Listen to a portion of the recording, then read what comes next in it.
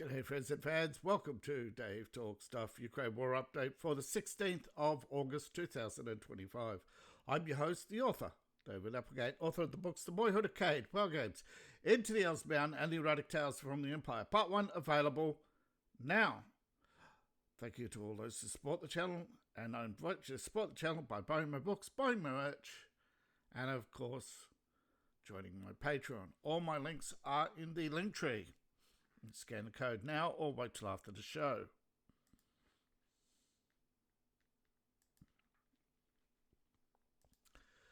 On with the news. President Trump has met with President Putin, and despite what the lamestream legacy media, the sycophants, the globalist cucks would have you believe, progress was made in that Russia got to have its voice heard and Trump got to have his voice heard, and terms for progress have been delivered, and Putin understood and responded positively. Everybody, of course, on the left is focused on the paranoid delusions of Zelensky and that Putin is going to hoodwink the ground. Trump was naive. You cannot trust the Russian. Zelensky, aren't you an ethnic Russian? No, I'm Ukrainian. Because I say so. Yes, because I say so. See, I speak Ukrainian. Vodka. Oops, I mean Ukrainian vodka. Ukrainian vodka. Cocaine. Oh, wait. Wrong language. Yes, the man who plays the piano with his penis can be very, very, very trusted about foreign affairs, because it's not like Zelensky has any bias whatsoever. Of course, the left-wing media is, they failed to reach an agreement. Bro, you set the terms. Then you basically say, right, now that the terms have been set, right, you now have to take it to Ukraine and say, well, you can accept these terms. What do you think? And Zelensky's going to cry. He's going to push his apple strudel off his high chair, and he's going to wear, and then he's going to run to Daddy Starmer and say, give me more weapons. Give me more weapons. Give me soldiers. Destroy Moscow. Make me winner. Make me Captain Skyshield Zelensky. Give me your red job. I want to be the NATO secretary for the defense of Europe. I want to be big man because I'm Ukrainian. I'm not Russian. Trust me. I'm Zelensky. Now, anybody want to say I'm biased? Go ahead. I didn't say trust Putin. I said trust but verify Putin. The end to the war. You think Putin wants this war to go on forever? What bacon have you been smoking?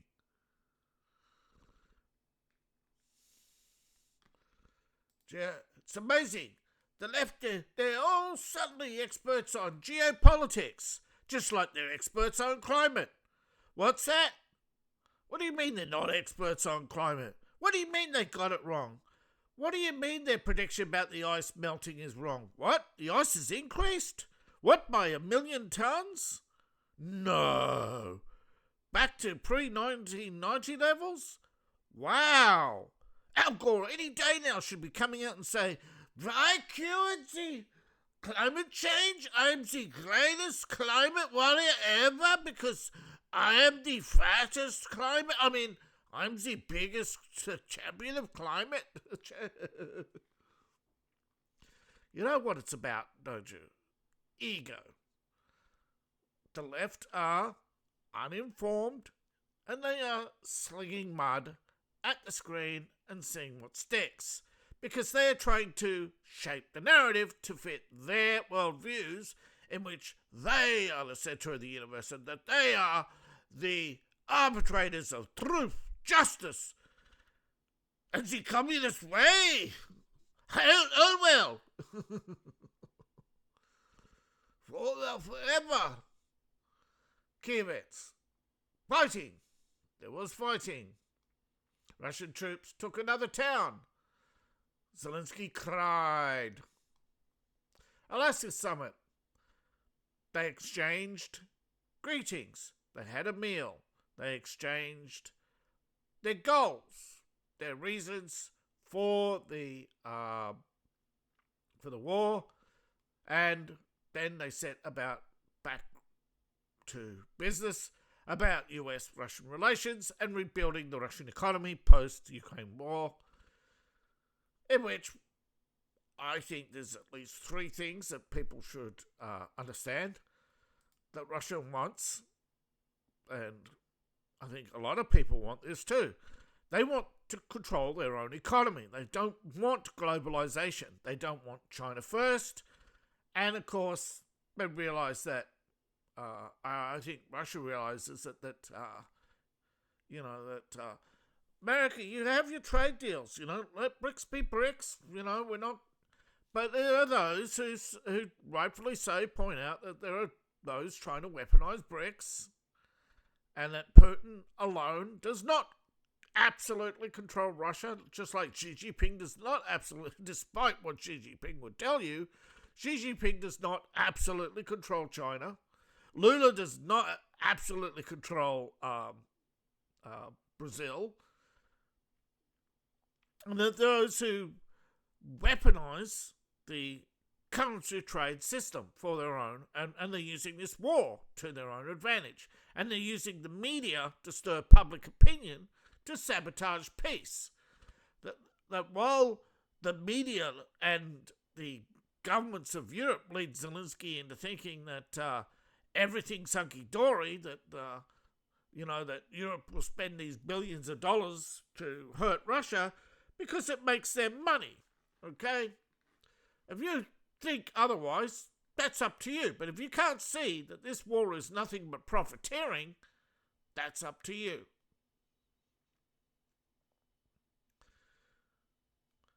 Most people did not catch this. Putin speaks English. For a long time, Putin was only credited as knowing Russian and German. So either Trump spoke Russian or German, which I doubt, although I'm not sure.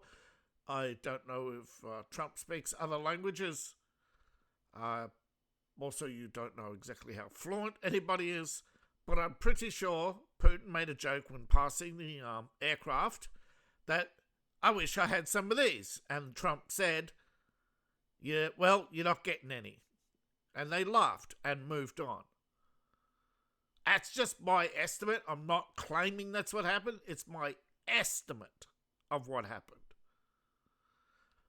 But clearly, Putin was more than impressed that what he saw on the way into Alaska was pretty much a military base bigger than anything Russia has, a military base running much better than his advisors have probably told him in the past, and that Trump's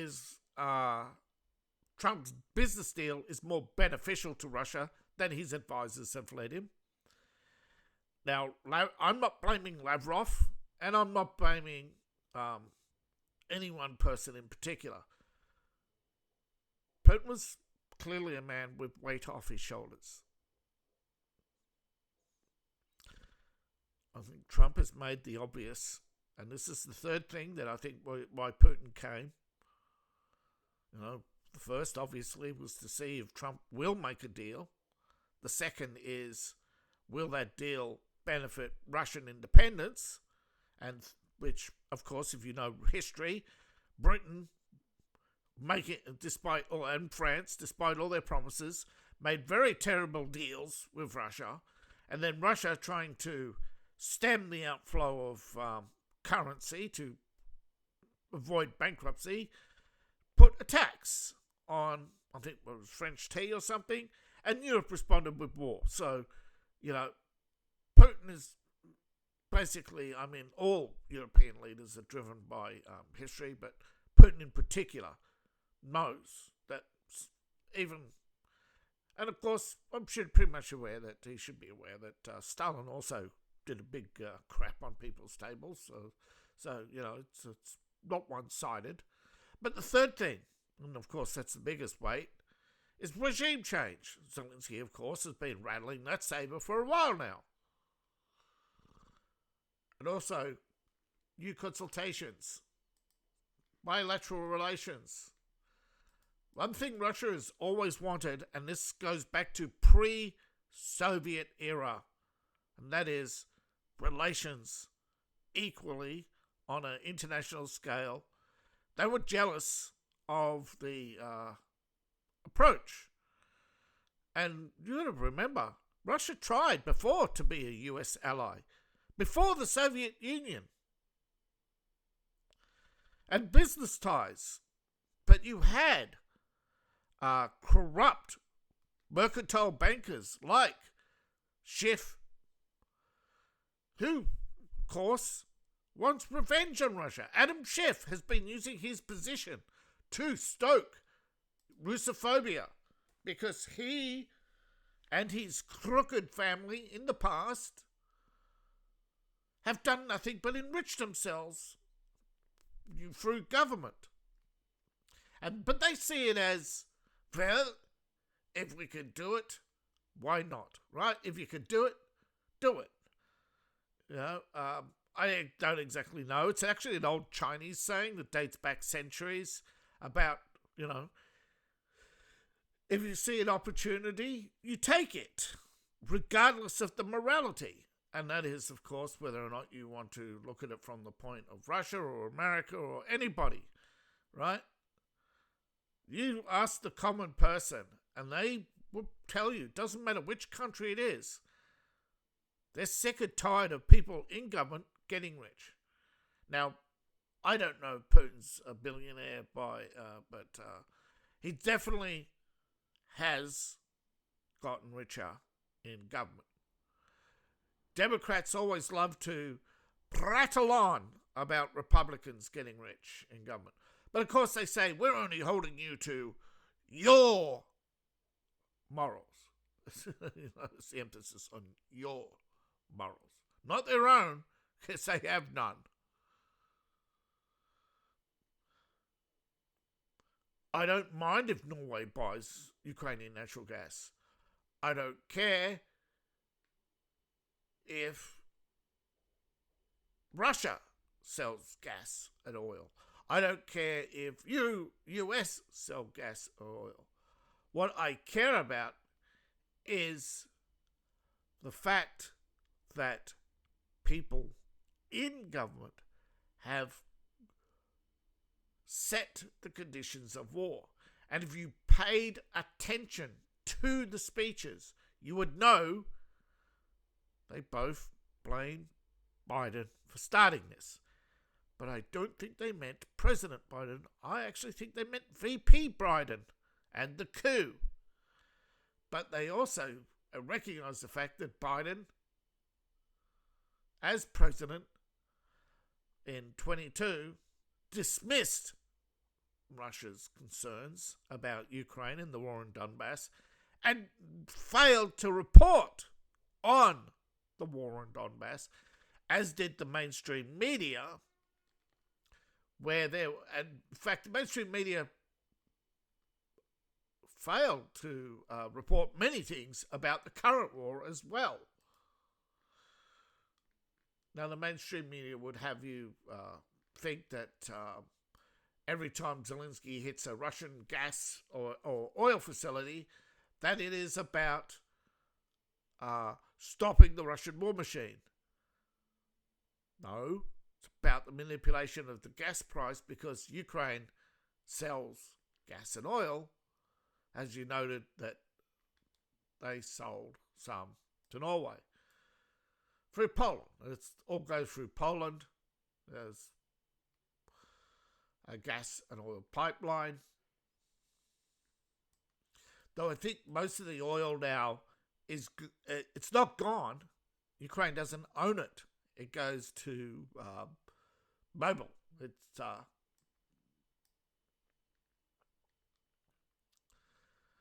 now going around the map. We have the usual president of Ukraine says he'll meet Trump. Well, yeah. He will explain Ukraine's position and outline why Ukraine must never give up land and all the other things that So everybody else has to revolve around and bow to President Captain Skyshield of the Supreme Party of the People. Yeah, it doesn't sound like... He's not a commie. He's a servant of the people, a humble man on $386,000 a year. He's a humble man, my friends, who owns 20 properties and industrial estates. And he's not profiting by the war because he owns drone factories. No.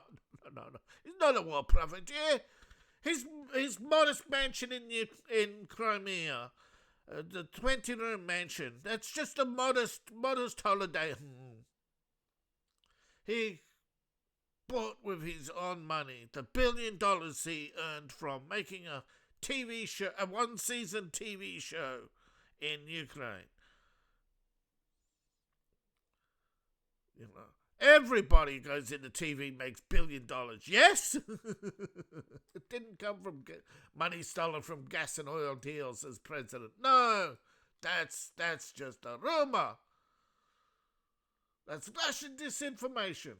So we go around the map and we see the usual battles in the usual place. Russia struck airstrikes across parts of Ukraine. Ukrainian Air Force fighting in the buffer zones. We don't seem to have anything significant to report other than, yes, Russia's allegedly advanced here, which is one of the... And as I said, Lyman's the target. They're lining up, bringing up artillery, taking on its flanks,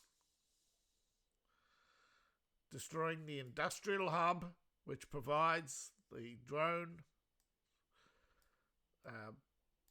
basically threatening Zelensky that if he doesn't surrender, well, it's actually technically not surrender, ceasefire or come to an arrangement to recognize the Lugansk, Donetsk, Zaporozhye, Kherson and Crimea, that the Ukrainian economy. But of course, he also sees it as liberating the industrial heartland of Donetsk. So Zelensky, I think, sees no reason to give it up, because if he holds out, he might actually get what he wants. And I've got a jab to sell you. 3 of them. Safe and effective. So we go around the map, and of course, there isn't much other. There is obviously an offensive going on multiple fronts with success in some places. And as I said, Ukraine will rush in reserves. I have them ready here as well. But they'd have to bring them down. That's what Russia wanted, to preserve their line here, to protect the back door to the second Zelensky line, as the first is in Russian hands, and the second Zelensky line was not absorbing the frontal attack of Russia because they flanked it.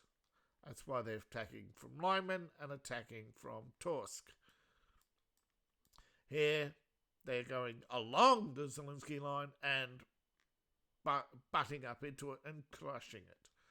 and the Ukrainian army has launched out of Novokia,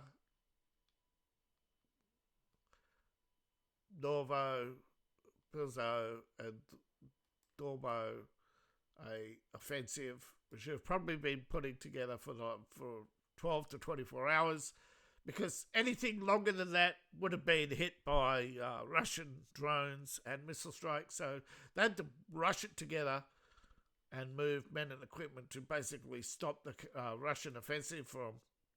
Because if they break the line, that means that they have to, that reduces the time it takes to get men and machines into here, which is, because if it has to go up here and down through here, of course, with all this under Russian fire control, it means they're no longer fighting here, they're fighting here, here, here, here, here, here, here, here, here.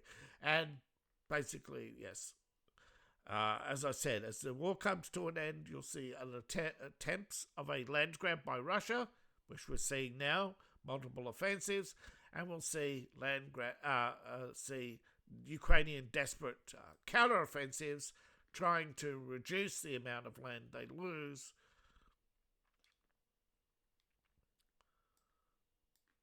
But as I said, well, this is from yesterday.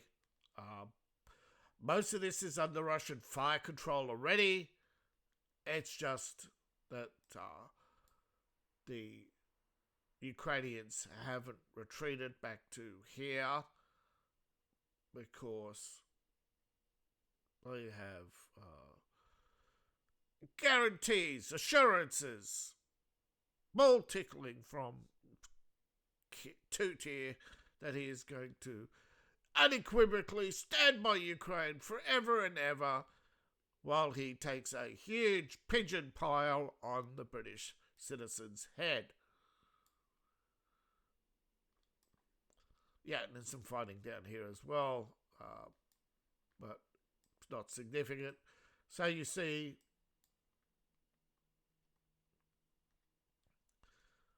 one minor offensive, 1, 2, 3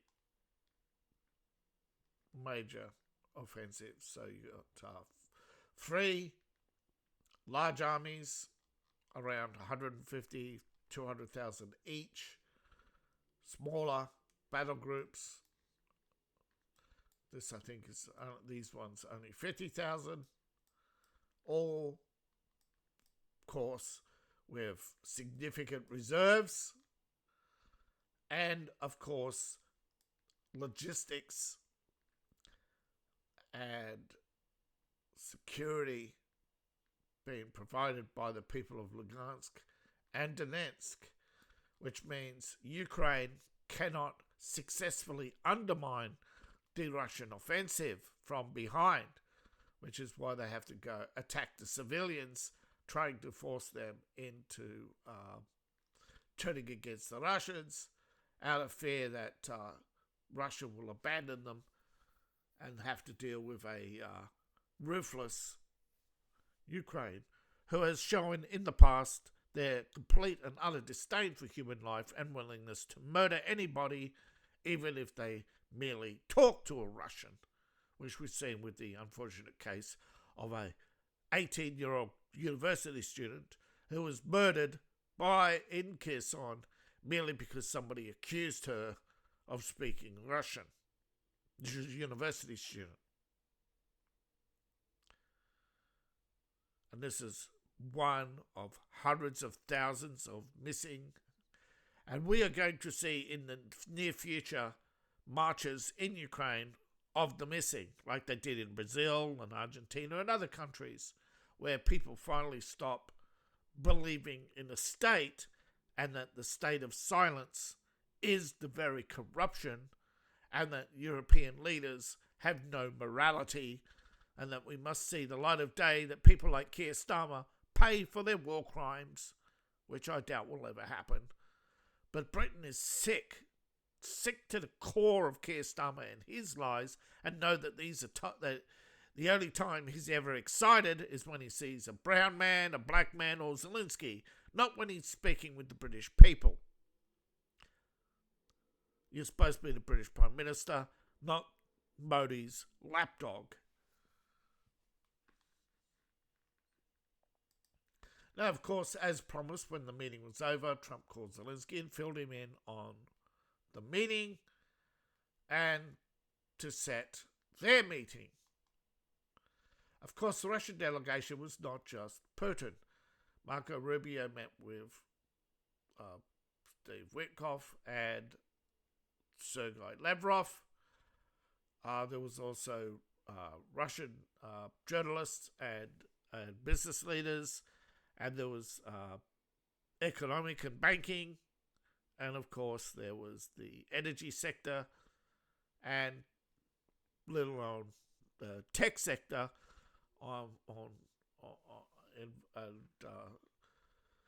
There was one format: business.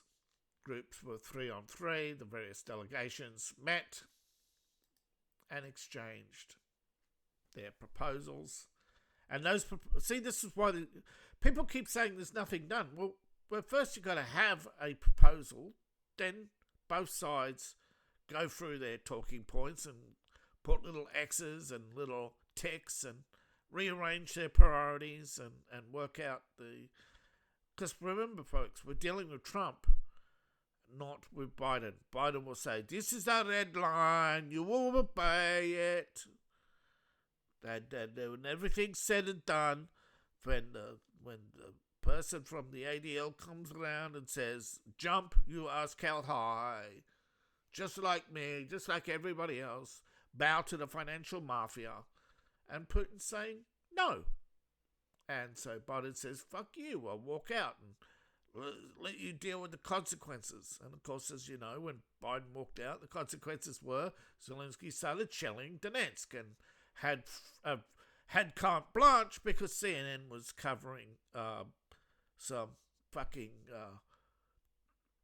seals in Alaska or something, totally, nobody was paying attention to what Zelensky was doing, of course.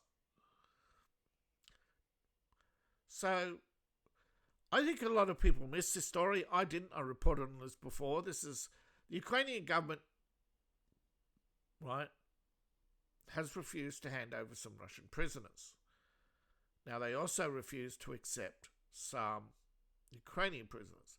They did take some, but there's a list of over 1,000 Ukrainian prisoners that Kiev has failed to receive.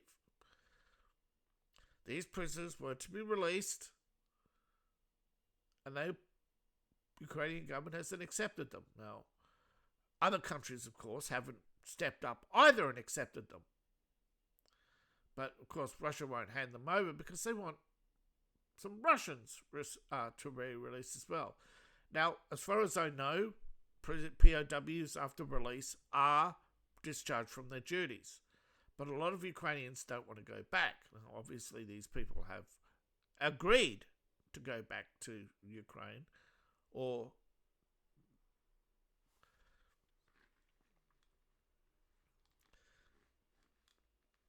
the main point is that this list was handed to Trump, who presented it to Zelensky today. Now, the administration believes the next meeting, of course, has to be between, the first was Russia, United States, the second will be Russia, Ukraine, then the second will be US, Ukraine, and the third will be a hosted meeting and which Russia and Ukraine will sit down, and they will have the prepared documents on both sides, and hopefully that the ticks and the crosses add up to the same on each side, and that a ceasefire will begin. Now, of course, there has to be a sustained and clearly observed ceasefire. But, of course, Zelensky's asking for guarantees. Why? Because he wants to slip the poison pill in and, of course, start World War III by creating an incident. That's... people forget, right? This is what South Vietnam did, right? And it turned out that those generals were working for the North, This is documented, okay? Lyndon Baines Johnson was caught with his pants down. He naively walked into a trap in Paris, and so did Truman and others. They basically, the French offloaded of its warships after Pearl Harbor, and then demanded that in return, the US recognize, what did France call it? The external territories. That's historic claims. So Ukraine is going to try and do the same, which is why, and this is, again, Europe. They'll turn around and say, oh, yes, we want peace, lasting peace, here, America, pay for Ukraine. Just like, Now, it's rare, but even Russia's noting that Putin speaking English is rare. He knows English, okay? I think it's one of the languages it's, of course, all about power plays. But to say extremely productive, good chances, I think Putin is results orientated. Definitely maximize results with the minimal effort, and that, of course, right now the Russians will be thinking, what is our next tactical advantage? What is happening in Ukraine that is going to give us the most results for the least cost? And how to make sure that Russia is not carrying Western Ukraine. Now, of course, if I was Russia, I'd be asking for a DMZ, a patrolled third-party neutral zone, that if Ukraine crosses it, they get attacked. Okay, that the US has to be able to stand up to Ukraine and these private militias, because, let's face it, people do not understand. The Territorial Guard is merely private militias in government uniforms.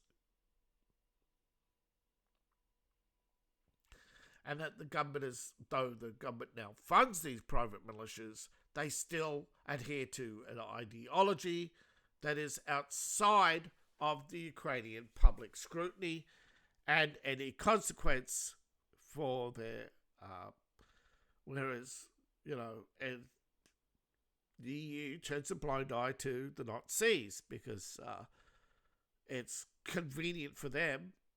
And, of course, at the same time, they want to kill off the Nazis so that they can replace them with their own brand of nationalist socialists. Because this is what they do, right? The left stir nationalism in foreign countries while pushing globalism in the West. But Ukraine is running out of not only its Soviet-era arsenal, but Poland's and Romanians, etc. But of course, a lot of this equipment will eventually, over the next 20 years, just be run into the ground anyway by the nature of equipment, right? It's always, eventually it will run out.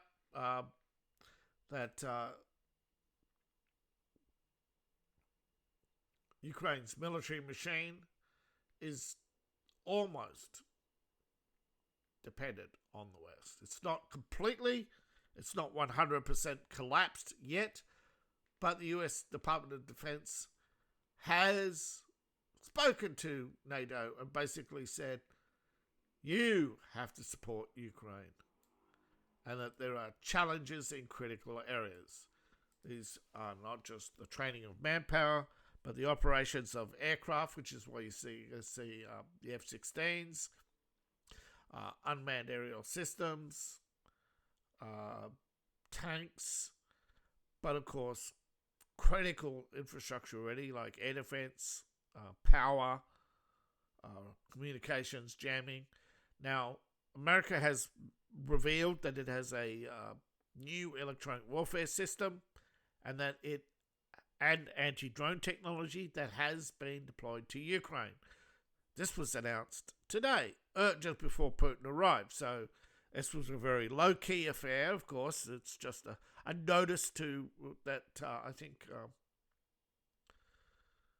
was it NATO? No, some defense analyst said that it was in a army magazine or something. This is a quiet footnote that the Army Navy's microwave pulse system, the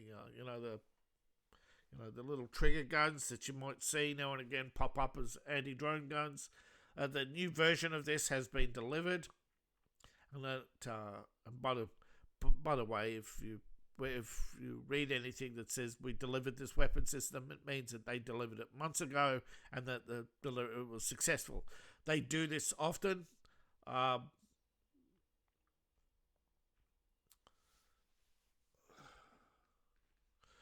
It's like they say the Zimalt is a failure, yet, well, if it's a failure, why are they deploying it and upgrading it? Well, it's not a failure. It's just the economics of the Zimalt is a failure. And the reason why it was a failure is because multiple people got the costings wrong. And I think it was done on purpose, of course. It's not that it's a bad warship, it's an expensive warship. And when it comes to war, the economies of war are sometimes more important, particularly when you can say, well, for the cost of one Zimalt, we could have had 3 DGs. And 3 DGs can effectively destroy more missiles than one Zimalt, because Zimalt Destroyer doesn't actually provide missile defense. It's a strike vehicle. And we don't need a forward strike vehicle. We've got, the Navy does not need stealth bombers, okay? We have, particularly when the Navy stealth bomber, although it can deliver more missiles, pretty much you have the submarines, right? You don't need a surface vessel. You don't need, it's a ship without a mission, right? There are other ships that could do the same mission cheaper.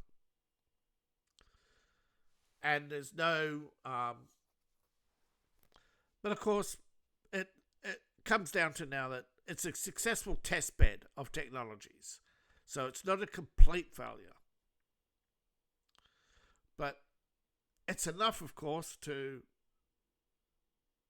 basically scare the Cossack out of the Cossack, basically, and put him on the negotiating table. I mean, but you've got to remember, these are businessmen. These are not militants. Okay, Putin is from a different class. Okay, he's a strategist, not a militant. And business people are strategists first and foremost. You know, they are aggressive predators, of course. There's no doubt about it. They're both aggressive predators, both seeking the most tactically advantage for the least cost. And few details of what's been discussed have been released. Now, most, of course, are talking points without actual content. But those who are in the know are pretty happy. Now, Pepe Escobar is a veteran reporter from Brazil. He is actually a recognized expert on geopolitics.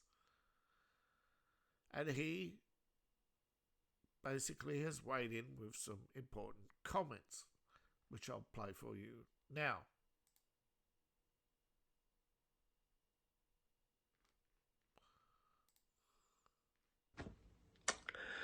So that was it. The end of the presser in Alaska, where President Putin invited President Trump to visit him in Moscow next time, in English, the invitation.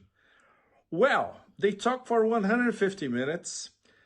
We don't know the details, of course. This is our first impression. There was, of course, no answers to any questions in Alaska for journalists that came from all over the world. The reaction from the Russian side, from Silvanov and Belousov, for instance, was extremely positive. The talks were excellent. From the American side, not many details, but over the weekend, we're going to start to have a few more leaks at least. The positives, they talk for 150 minutes. 150 minutes, it's quite a lot. And at least they decided to keep talking. And even according to President Trump himself, they came to agreement on several important points, and only a few are left. So this implies serious discussions, not only about Ukraine, a possible resolution in Ukraine, and of course we have no idea about the terms and the parameters, but a serious reset of US-Russia relations. And President Putin was very specific. The relations have been at the lowest level since the end of the Cold War. So overall, it was much, much more proficient than many of us were expecting, and much more auspicious than many of us were expecting. There were no walkouts from the American side. There was no temper tantrums, respect to protocol as much as possible, of course. Lots of jokes, starting with the absolutely extraordinary entrance in Alaska by Grandmaster Lavrov in his CCCP white sweatshirt. And that became a meme all over the planet. So the atmosphere as a whole was it was much more interesting than many of us were expecting. So, next chapter in the Russian Federation, they agree to keep talking and expect tantrums from all over the fragmented collective West. Cheers. Now, fragmented. As you may or may not notice, right, you have moderates, Georgia, in Italy, Slovakia, somewhat, some Polish politicians, some German politicians who are mostly in opposition, some French, mostly in opposition, most of the British people, most of the British opposition to Keir Starmer. Basically, you have Orban and a few others who are in power, who are trying to create an anti-war coalition to prevent a European conflict over Ukraine. But you also have the never-Trumpers or anti-Trumpers in Keir Starmer, Macron, and Merkel 2.0. And I think a lot of people recognise we have a crisis in Ukraine because of Merkel, who was taking orders from Obama. You have Biden and Hillary. And you basically have a lot of neocon Russophobes, past the president, Lindsey Graham, all the way back to McCain, Mitch McConnell,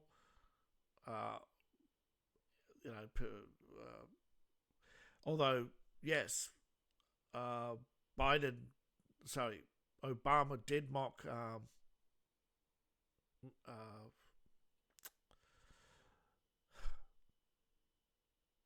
the senator from Utah,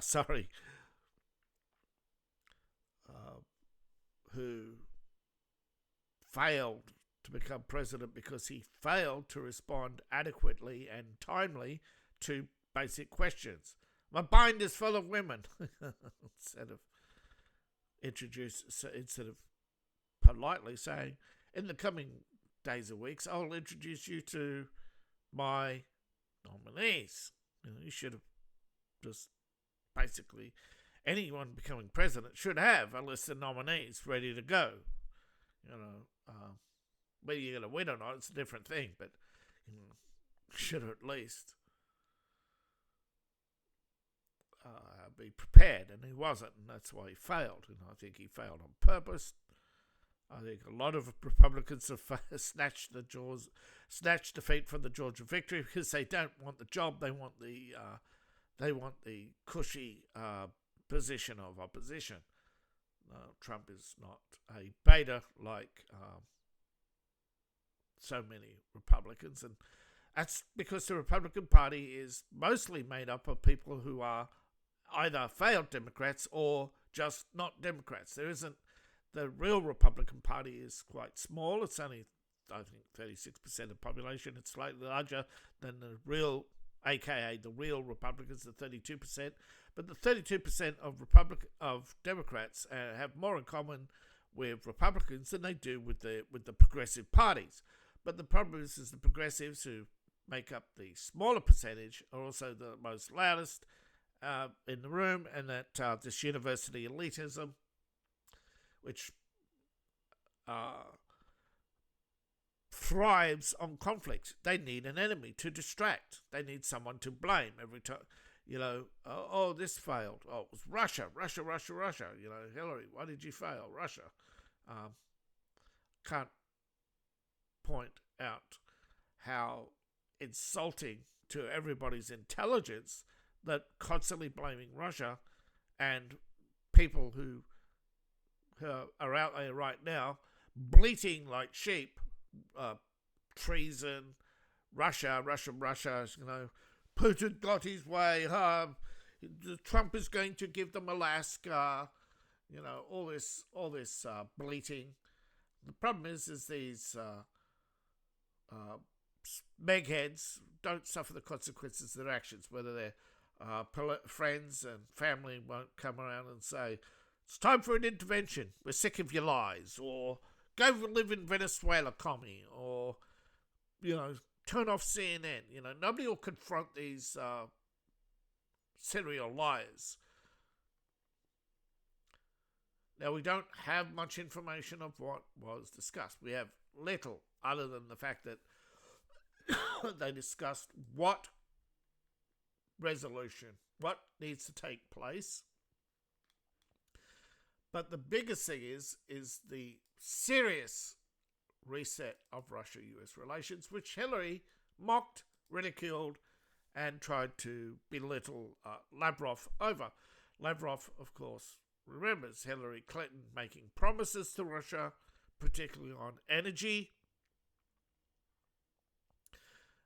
As you know, Russia was heavily invested at the time in, and still has, I think, invested in nuclear energy, and was working with Canada and other countries.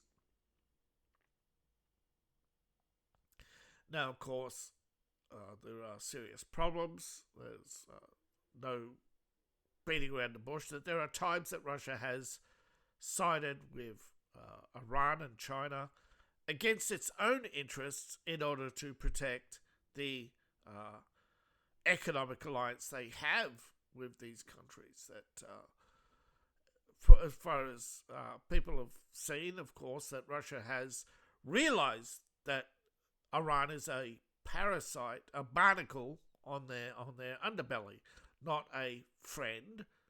Indeed, they are not a friend in need. They are a barnacle. And they also realize that China's a barnacle. But you can't scrape off these barnacles, okay? This is, of course, China realizes that India is a barnacle, and Southeast Asia is a barnacle, and North Korea is a barnacle. And South Korea has actually done some pretty decent things lately to basically realize that one of the paranoias that is driving South Korea is and not just Kim Il-jung, but they fear the rounding up of and the execution of the Korean Workers' Party. Now, you may say, yes, they absolutely deserve it for their crimes against humanity, but I think it's fundamentally beyond that. Their crimes are a result of their paranoia, not so. The North Koreans have to deal with North Korea, I think, is what South Koreans are basically going to say. That and that South Korea won't seek to destroy them, or take them over or subjugate them. As it's going to take a long time to break down the North Korean paranoia, and I think it's going to be the same. I think there's a lot of people in the US and Russia who are paranoid, and Putin is trying to wear that down as well. There are those, I don't know if they're in government or not, or what power or position they hold, but we always hear about the Russian hardliners who want a war with the West, thinking that somehow China will be their friend and their saviour, not their new oppressor. Because we all know China is deeply committed to China first, and not the BRICS alliance as a partnership. And I think even India is no friend of Russia either, just another barnacle. And we all know what happens to ships with barnacles. Yes, they go slow. Thank you for watching. Please like, share and subscribe. And please support the channel. You can support me on Patreon. I have two. One for my writing and one for an RPG based on my writing. And,